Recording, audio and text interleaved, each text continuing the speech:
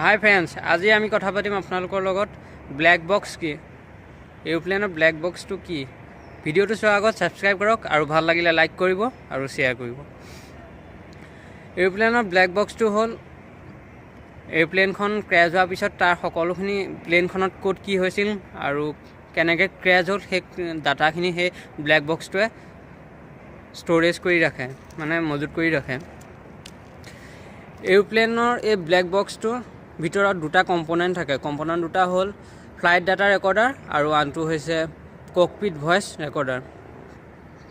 Flight data recorder গোটেই প্লেনখনৰ যিকোনো কম্প'নেণ্ট যদি ক'ৰবাত কিবা বেয়া হৈ যায় সেইটো ৰেকৰ্ড কৰি ৰাখে আৰু পাছত সেইটো চালে গম পোৱা যায় এইটো আমুকটো কম্প'নেণ্ট বেয়া হৈছে, এইটো কম্প'নেণ্টৰ কাৰণে প্লেনখন এক্সিডেণ্ট হ'ল। আৰু 2 নম্বৰতে হৈছে cockpit voice recorder. Cockpit voice ৰেকৰ্ডাৰে দুজন পাইলট থাকে, সেই পাইলট দুজনে যি কথা পাতে সেই কথাখিনি ৰেকৰ্ডিং কৰি ৰখা হয়। তাত পাইলট যিজনে যিমান এঘণ্টা কিছুমানত 1 ঘণ্টা কৰিছে, কিছুমানত 2 ঘণ্টা, এনেকুৱা প্লেনৰ লগত লৈ কথা, সেইটো কোম্পানীৰ লগত লৈ কথা, কিমান দেৰি আগলৈকে ষ্ট'ৰেজ কৰি ৰাখে, সেইটো ষ্ট'ৰেজ কৰি ৰাখে। এই ব্লেক বক্সটো লগাই ক'ত বাৰু?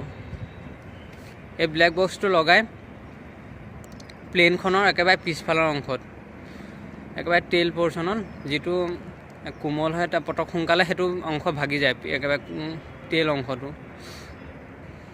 সেইকাৰণে সেই টেইল অংশত একেবাৰে পিছফালৰ অংশত লগাই ব্লেক বক্সটো।